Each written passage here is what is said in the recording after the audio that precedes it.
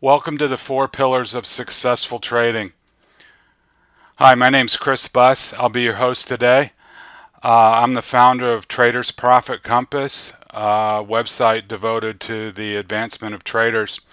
Just wanted to give you a little bit of information about myself. I've got an engineering background, but I didn't spend a whole lot of time in that endeavor. I spent most of my career as a small business owner. And a little fun fact, my last W-2 was in 1987. So, although I didn't know it at the time, being on my own was great preparation for being a full-time trader. It's been a long time since I got a check in the mail, so that served me well in my trading career so far. A little bit about the site. I told you the site is devoted to the advancement of traders. I'm a technical trader. I don't do any fundamental analysis. I spend an awful lot of time on trading psychology and how to improve it. And we're focused on active swing trading. It'd be awesome if you visited the site. We'd love to have you join, have you come along with the rest of our group. The presentation audience is for anybody that's new to trading, aspiring traders, traders that have been at it for a while but find themselves struggling, or traders that have had an element of success but want to elevate their trading. And really my objective for today with this program is to lay the foundational architecture from which you can build your trading career, your trading life. There's no way I'm going to be able to answer or get into a lot of detail on the 4 pillars, but simply to lay them out, give you some things to think about, and then going forward, there'll be additional videos specifically devoted to each of the aspects that we lay out in the program today for you. The first pillar is markets, and this is something that I really wish somebody would have told me or I would have discovered on my own all those years ago when I was getting started, is that there's a whole world of opportunity out there in different markets. I started with stocks because that's what I knew about, but there's really so much more out there that you as a new trader or somebody just getting started should explore. I mean, we all want to make $1 million. That's a given. But you can make $1 million in anything. You can do it trading Forex, you can do it trading commodities, bonds, futures, stocks. I think the key is, unless you're trading a market that you really love, enjoy, and are in tune with, it'll be very difficult to be successful. Think about Warren Buffett. He has an innate skill of reading financials of companies. It would be hard to picture him trading Forex. If you read any of the Market Wizard books, you know, Stan Druckenmiller, George Soros, those guys made $1 billion in bonds and Forex. Andy Hall made $1 zillion trading oil. There's quite a number of guys profiled in those books that exclusively traded futures. So these are all areas that I think you should spend some time exploring. One thing I like to do in my trading life and when I'm working with other traders is visualization. Let's say you were coming out of business school and you talked your way into a first job at Goldman Sachs and you told them you wanted to be a trader. Do you think that they would just sit you down at a Forex trading desk and say, get going? No. You're going to spend 12 to 18 months going around, spending 3 to 4 months on each of their trading desks, getting acquainted with bonds, getting acquainted with currencies, being put on the commodity desk, and then at the end of a year and a half, there'll be a review where you're asked where your interests lie. What can you see yourself being successful? And then you would start.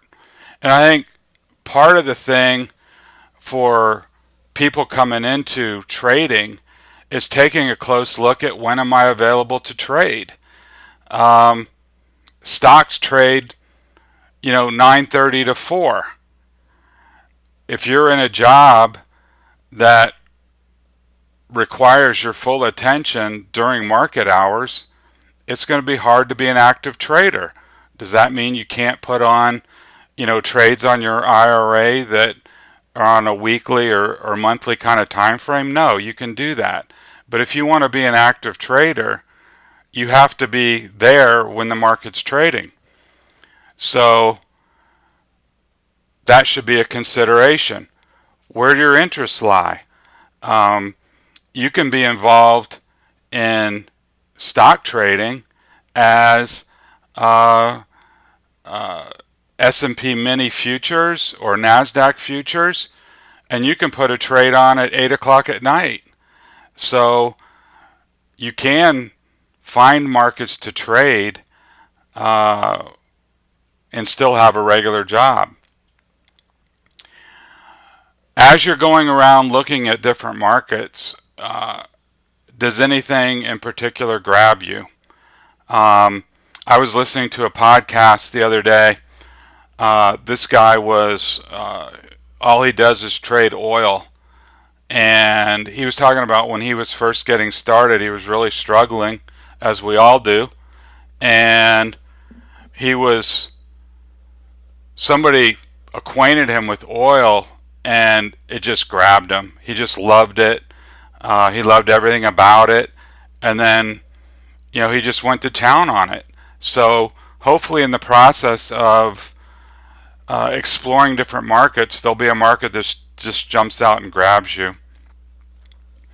Ask yourself if you see a natural fit anywhere. Another thing to ask yourself is, do you want to be specialized in a certain market, or do you want to trade a couple of different markets? There's advantages and disadvantages to each, but you should explore that fully and investigate it before you jump in and devote yourself to a particular market or two. At least that's my opinion. If you're new to trading and you're exploring these markets, I think it's a great idea to explore brokers as well. Go out, find a couple of currency brokers, stock brokers, futures. They all don't do everything, so you're going to have to diversify.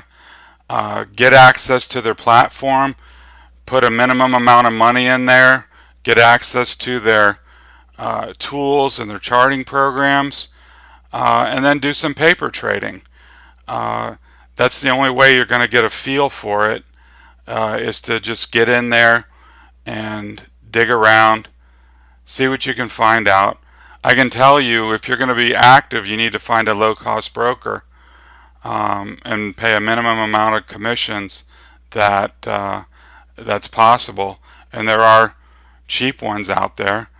I know several people that they really like the Thinkorswim platform on TD Ameritrade, but when it comes time to actually place the trade, they do it on Interactive Brokers because it's a lot cheaper. So those costs do add up. So finding a low cost way to execute your trades will save you a lot of money in the long run. On to pillar 2, methods. This is where 90% of the traders spend 90% of the time. Oh my God, look at, there's a system, there's 1,000 systems out there, from fundamental analysis techniques to technical analysis to blended analyses. I mean, there's really something for everybody out there. Um, the point is, find something that fits you and your personality. Uh, Myself, I have an engineering background. I love technical analysis. I I am not interested in 13F filings and 8Ks and reading peg ratios. I'm just not interested in it. I wouldn't be any good at it. Um, so find something that suits you. And I think where a lot of traders get derailed is that they're always hunting for the secret sauce. They won't find success with a certain system, and then they jump to the next one, and they never really get good at working the system that they have. And the financial industry preys on that. I get solicitations all the time for buy this and buy that, and this guy Jason Bond keeps chasing me around YouTube with his 3 indicator system that makes $1 million and all this stuff. You don't need that. You just need something that suits your personality and trading style. I'll give you an example. If you want to be an active trader and your system only triggers once a month, that's not going to suit your personality and your style. On the other hand, if you just want to keep your IRA on a rail and your trading system is triggering 3 times a day, that's not going to suit you either. So you've got to find the perfect balance between your personality and your trading style and get something that fits. In my opinion, simpler is better. If it's really complicated, it's going to be much harder to execute. And when I look at my own trading and I look at other people, the reason most systems fail is due to operator error. I have a good system, but if I disregard the signals, if I ignore a stop, if I don't take profit, those are all errors, and it affects the results. It's not the system's fault that I didn't take profit. It's my fault. So that's an operator error. But unfortunately, a lot of struggling traders pin those failings on the system when it's really themselves that needs the work. So fine tune your system. No system is going to be perfect right out of the box. Over time, good traders tweak their system and get it fine tuned to the way they want to operate. Then they work it faithfully, and then they make it their own. And this last point is so important. Executional excellence of the process trumps the system. It really doesn't matter what the system is. If you faithfully execute that trading process, you will find success. Great traders are process driven. They work hard on fine-tuning that process and working on it and becoming better and better and better at execution. The third pillar is money, and unfortunately, a lot of traders don't spend enough time or any time at all really considering the risk. And I pulled out some quotes from famous traders, and in my mind there's a lot of wisdom here. Looking at the one in the center from Warren Buffett, risk comes from not knowing what you're doing. Um, my problem when I got started is I thought that I did know what I was doing when I really didn't. And I think trading was one of those things where if you've had success in business or uh, you regard yourself as really sharp, which you probably are, it doesn't have anything to do with being a successful trader. And that's the one thing I didn't understand when I was getting started. Um, Up until that point, I had been basically successful in everything that I tried to do. Not without setbacks, but over the long haul, I have been a good student, a successful business person, and I didn't see any reason why that I wouldn't be successful in trading. So it was a real smack in the face when I got going and I wasn't winning. And that was really, really difficult for me. Um, Looking at this uh, quote by Larry Height is actually how I trade now. Um, all my trades are the same size. I risk about 1% of my account on any one trade. So I don't have favorites.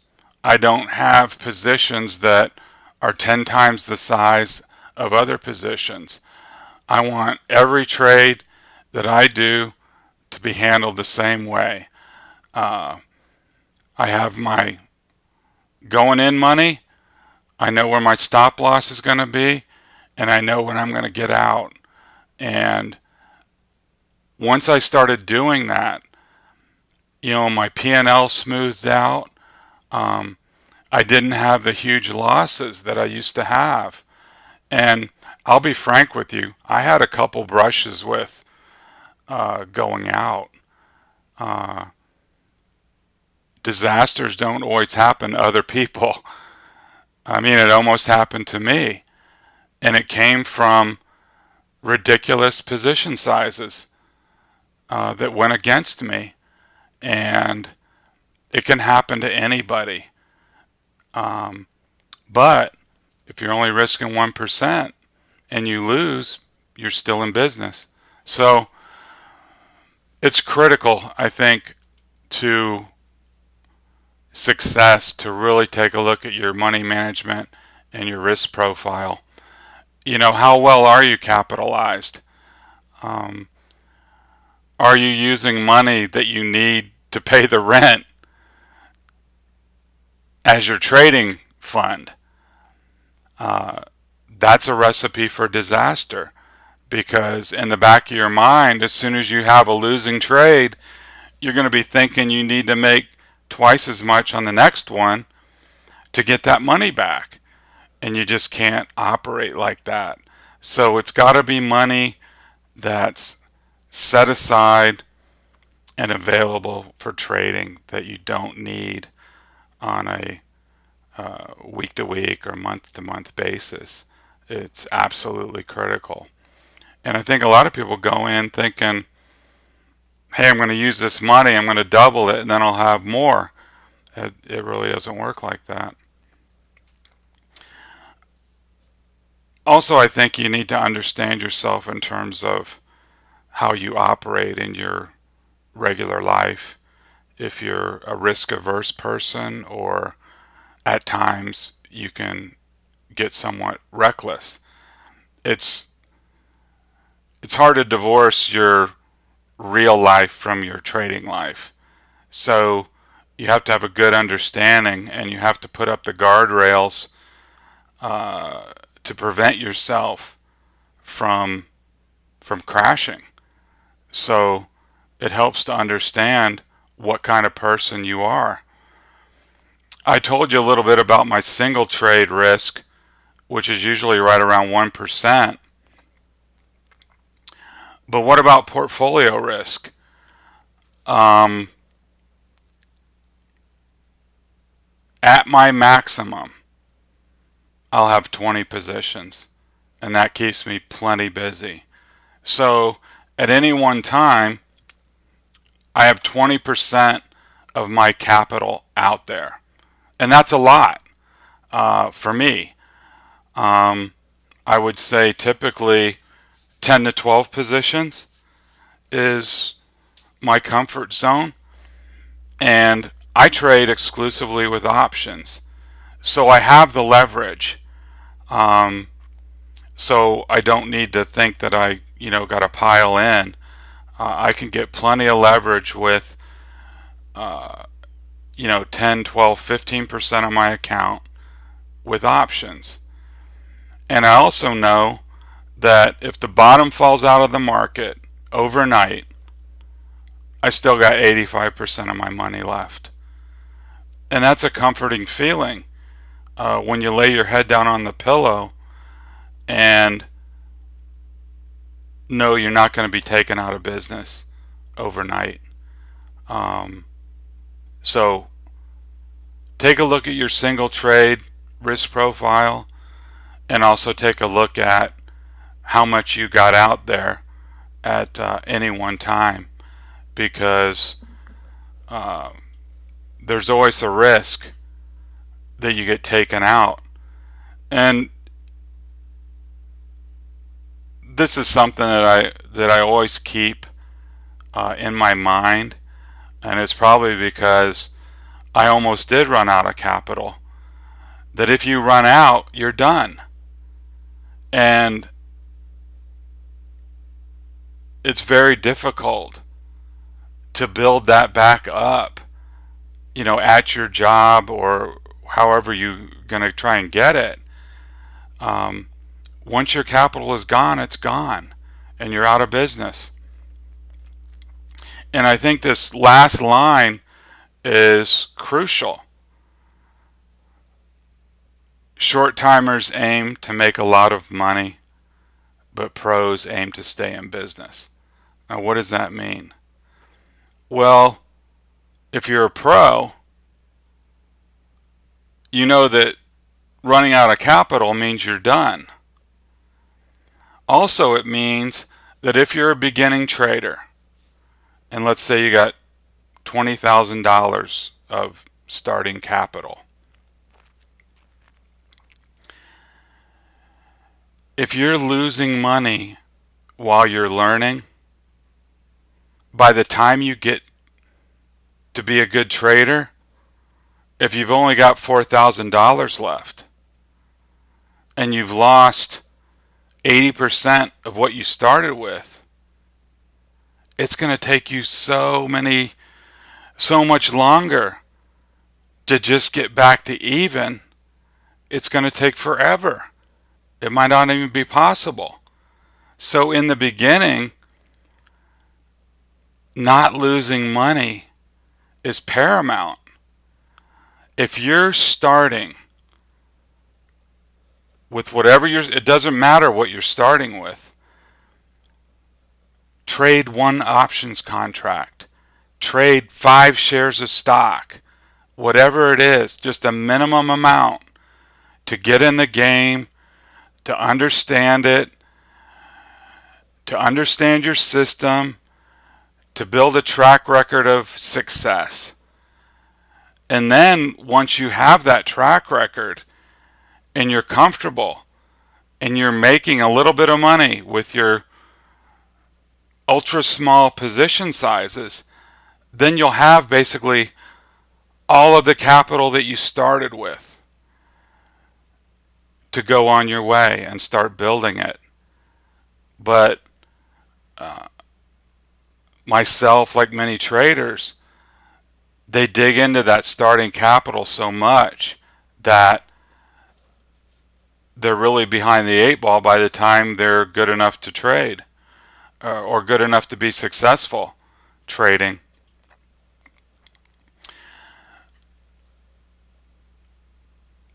The last pillar is mindset, and it's really where I spend 90% of my time in my in my own trading and in helping others to trade better, and that is improving our mindset. I really think that's the key to becoming a good trader, is to improving your psychology of trading. And one of my favorite all-time quotes from market wizard Ed Seykota: everybody gets what they want out of the market. To me, it's such a profound and meaningful quote. When I was first getting started, and into my, for a number of years, I would go in the trading chat rooms and Seeking Alpha and StockTwits and all these social media type outlets, in an attempt to learn, see what everybody was doing, etc. I became convinced that an awful lot of people just want to be involved in the social network, like a hobby, like a club. They want to argue about this position and that position. They don't want to be winners. They just want to participate in the social aspect.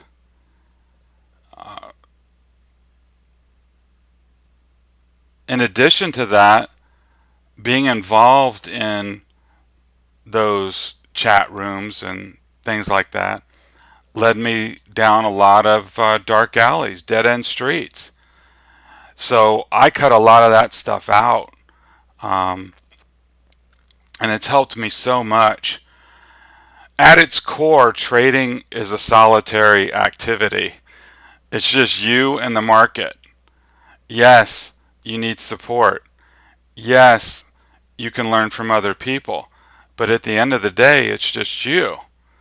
And I think, looking at a couple of these quotes from Livermore, who is regarded as one of the best traders ever, everything you need to know is right there in front of you. That's what I believe. It's all right there. It's not another system. It's not another guru. It's you and the market. And everything you want to be, everything you want to get is right there. And like Ed Seykota says, everybody gets what they want out of the market. If you truly want to be a successful trader, it's there for you. If you want to say you want to be a successful trader, but you're on StockTwits all day long, you're not going to be successful. I'm convinced of that. That doesn't mean StockTwits is bad. I just think it's not going to help you a tremendous amount moving the ball. I really don't. It's all about understanding yourself. What is your true ambition? What are you trying to achieve in trading? Is it the pursuit of craftsmanship? Is it to make $1 million? Is it to have a challenging hobby? What is it? And you have to answer that as brutally, honestly as you can. Because if you lie to yourself, it won't end well. It really won't. If you want to be a craftsman, if you want to be a professional, if you want to make it your career, what price are you willing to pay to achieve that? Oh, Chris, man, I'll do anything. I'll do anything to be a successful trader. I say, great, man, that's awesome. How much do you make in your job? Oh, I make $80,000 a year. Oh man, that's a lot. You can be a successful trader and you're going to make 40,000 a year based on how much capital you have to work with. 40,000? Why would I take a 50% pay cut to be a trader? Well, that's a price you're not willing to pay. What if I said, if I looked into my crystal ball and said, you're going to be an awesome trader. You're going to be so successful at trading, everybody's going to be in awe of you. But in that process, you're going to lose your family. Your spouse is going to be fed up with you, and she's going to divorce you because of trading. Oh man, are you serious? I love my family. I love my wife. Well, you wouldn't be the first one that lost their family in pursuit of being a successful trader. Would that be worth it to you? I'm not saying it is. I'm saying, would you be willing to pay that price? Would you be willing to take a zero for 3 years on income while you're learning? No, I wouldn't. I can't take a zero. Well, then you're not willing to do anything it takes. So you need to do some introspection and figure out what you really want to do and what that sacrifice is really going to be. I'll give you another example. Hey, Chris, I am a busy professional. I have a great paying job. I've built a career at this firm. I enjoy my work, but I also enjoy trading. I want to take my IRA to the next level. I said, man, that's awesome. That sounds really smart. Are you willing to give up your Sunday afternoons and not watch football and study charts? If the answer is yes, you can absolutely do it. If the answer is no, how are you going to get good at trading and working with your portfolio if your weekends are occupied with family activities and fun activities and your week is devoted to your stressful job? It just can't be done. It's not possible. So dive into that. Trading to me is a performance sport. You work hard, you produce results, just like an athlete. And, traders, just like athletes, don't perform in a bubble. Everything you are as a person, your personal life circumstances, you bring to the trading chair every single day. And that ebbs and flows over time. If you're going through a divorce, stop trading. It's not going to work. If one of your parents is critically ill, and you're a caregiver, stop trading. It's not going to work. If you have small kids at home and you're responsible for them, you're going to have to create a situation where you have quiet time and you can focus. Everything that you are, everything that's going on in your life, you bring to the table. So you're going to have to understand that. You're going to have to nurture your physical health. You're going to have to nurture your mental and emotional health. And you're going to have to nurture your spiritual health. I'm not talking about religion. I'm not talking about going to church. But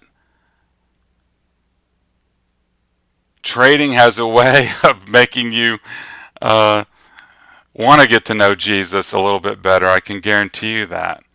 I'll share with you one of the things that I do. I'm a faithful person that meditates. And you'll find that in trading, half of the battle is simply quieting your mind. And meditation helps me do that. Um, it may work for you. It may be doing something else, but quieting your mind, being at peace is so helpful. Another thing is looking at how your self-worth is structured. Um, you're not going to get a lot of positive reinforcement from other people in trading. Um, yes, if you have a circle of around you, your support group, you can do that.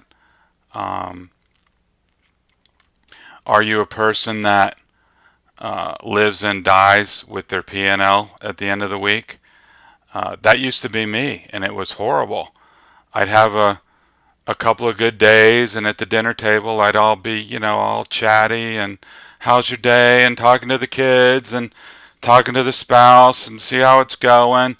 And then I'd have 3 losing days, and I wouldn't say a word. I'd go into my shell, and that's not good. I had to correct all that stuff. Now, in my trading, I understand that a trade is simply a trade. It's not a comment on you, the person, or you, the trader. It's just a trade. If it goes bad, learn from it. If it goes good, learn from that too. What did you do different? Did you execute your process to a better degree than the losing trade? But you've got to divorce your self-worth from the opinions of other people and your P&L, or you're going to be in for an emotional roller coaster that can be devastating. I truly believe that support structures are critical to success, because if you don't have them, the market is going to work you like nobody's business. It's going to find and expose and exploit every weakness that you have. So you're going to need people to lean on and to help you through it, because the times are going to get rough, and they're going to get rough before they get great.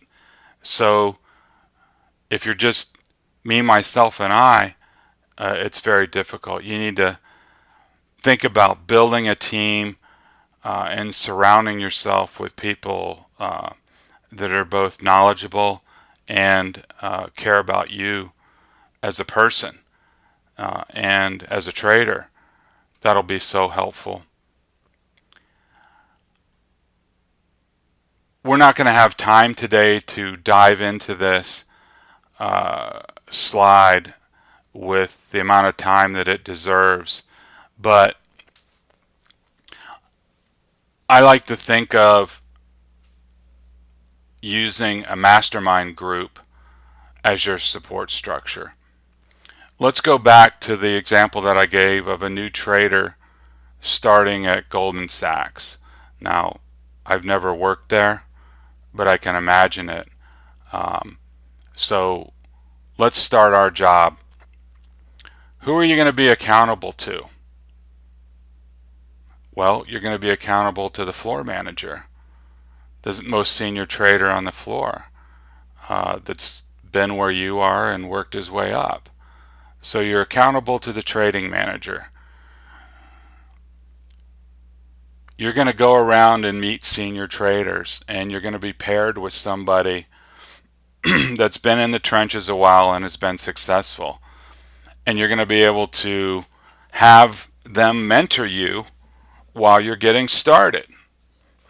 It's very important. Who's the banker? That's the risk manager. So when you get your little baby $20 million starter account, and the risk manager is looking over the position profiles of all the traders, and he taps you on the shoulder and says, what the F are you doing with that position size? You're going to get slapped on the wrist, and he's going to tell you to take it off, or cut it in half or whatever. He also might come up to you and say, hey, you're doing really, really well. How come you're trading so small? I want you to bump up your position size. You're doing really, really well. You don't need to trade that small. You don't need to be scared of winning. We're here to win. You're doing great. Bump it up. You're going to be surrounded with experienced traders that can help you, that you'll become friends with, that you'll seek advice from. Your spouse will be part of your team. She'll know you got to put in the hard work, and you've got to work late, and you've got to go in early, and you got to get it done. You need that support. And I firmly believe that you need to attend to your spiritual health. So that's what it would look like as a new trader at a big firm. Well, Chris, I'm not at a big firm. How would I do that?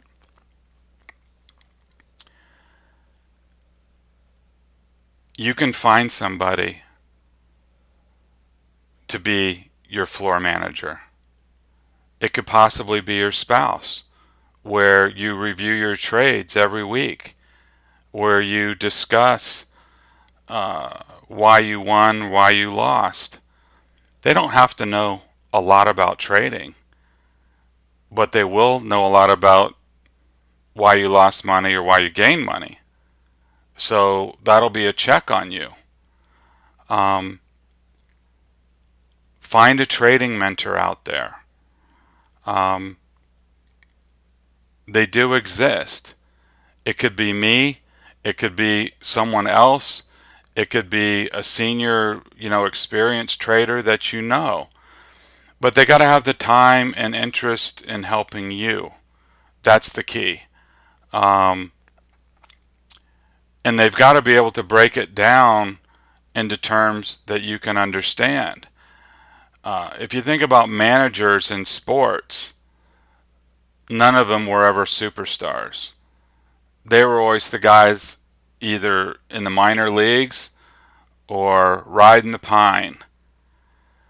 They were never great at their profession, but they understand how to teach, and that's what you need in a trading mentor. Somebody that can teach you, that understands you, and that you understand them. That's a beneficial relationship with a trading mentor. Who's the banker? A banker is someone that protects you from yourself.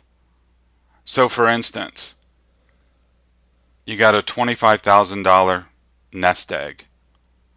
The worst thing that you can do is fund your account with $25,000 with no guardrails. The best thing you could do is give your money to the banker. That could be your parents, that could be a lawyer, that could be your spouse, somebody you trust with your money. So you take that $25,000 and you fund your account with $5,000. So when you lose that $5,000, you got to go back to the banker. And you got to explain it all to him to get $5,000 more. And at a certain point, you're going to get cut off. Or you'll go back to the banker and say, look, I've turned my $5,000 into $7,500. I think I'm on the right track. Here's what I'm doing. I'd like $2,500 more, so I have $10,000. Banker should say, great. So the banker protects you from yourself.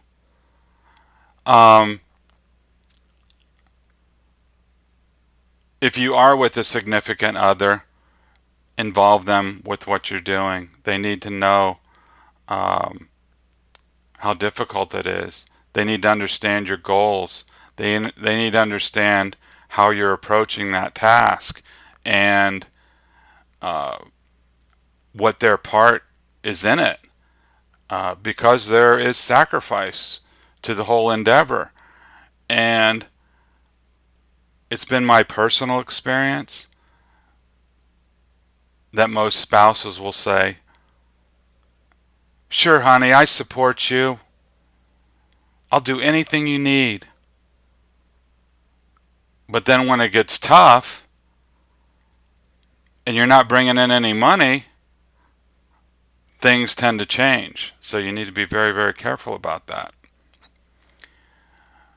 And lastly, find some good traders who you have a rapport with that you can talk about trades. Um,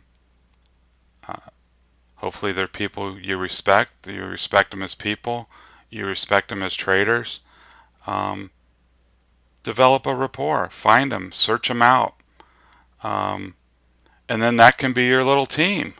And you can go over your stuff once a month or once a quarter with the people that you trust to help you advance.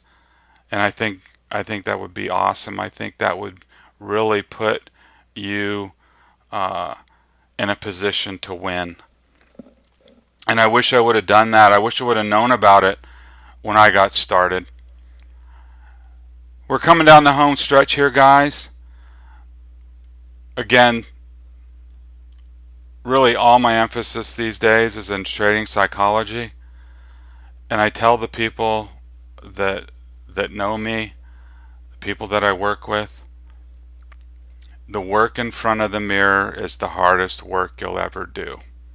Working on yourself, finding out those personal demons, doing the work, conquering those demons. It is gut-wrenching work. But that's why 90% of wannabe traders fail. They're not willing to do the work. They keep making the same impulsive trades. They keep jacking with their position sizes. They won't take the trade off. They want to be right. All these things. Fear, greed, whatever it is. You will not be a successful trader unless you're willing to do that work in front of the mirror.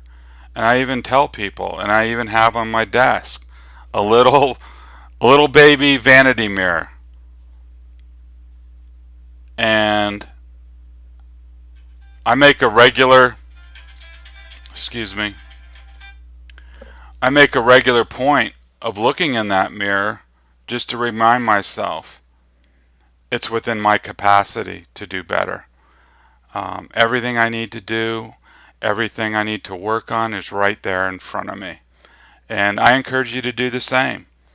As a reminder to yourself that you hold the key. You hold the key to your own success. And you need to be willing to turn that key, open the door, and do the work. So putting it all together, this is a trader that's destined to fail. Puts very little time or effort into figuring out what markets to trade, very little time on risk management, very little time on working on their own personal trading psychology, but spends an awful lot of time figuring out whether they need 4 monitors or 6 monitors, how many PCs, what kind of trading system. That person will just lose all their money. It's just that simple. They're not focused on the right things. If we look at the profile of a successful trader, on the other hand, they'll spend a decent amount of time on figuring out what markets resonate with them, where there's a psychological fit, where there's an interest, where there's a place where they can see themselves being successful. They pick their markets.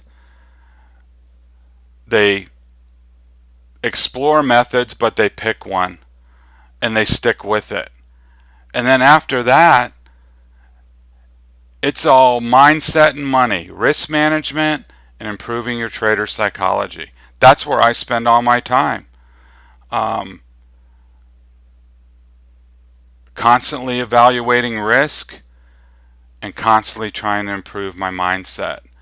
And I think if you read through Market Wizards and read through books of other successful traders, I think you can piece together this chart, because it's every trader. It doesn't matter how you trade, what you trade, it all boils down to this. And they really are the four pillars. You can't think of a single thing that doesn't fit in one of them. Anything that you think about trading is going to be in one of those four circles. So I hope that through this process, you now understand where your focus needs to be. I hope that simply walking through it gives you that foundational architecture that you need to start building a successful either trading career or to improve your trading. Like I said, I wish I would have had that so many years ago. It would have prevented me losing a lot of money, and it would have prevented a lot of heartache and a lot of grief and a lot of pain and suffering. And if this program today has helped you do that, help you avoid those pitfalls, those common pitfalls, then I will be quite pleased. If you've enjoyed the program, if you've gotten something out of it, subscribe to the YouTube channel, and then come visit tradersprofitcompass.com. That's the website that I host. You'll find a simple place to subscribe on the home page. Just takes your email address and your name. It's free. You'll find a blog there with tons of content. Each morning I send out the Daily Profit Compass, which is a look at the indexes and a look at the markets to get you off to a good start in the morning. Each weekend I go over the spider sectors and take a segment of the market and do a deep dive on it. And I'm always coming up with swing trade ideas. So if that sounds like it'd be interesting to you, we'd love to have you. We got a great group of traders that are all guys and gals trying to get better, and we'd love to have you come along. So thank you very much. I hope you enjoyed it, and see you on the next video. Thank you.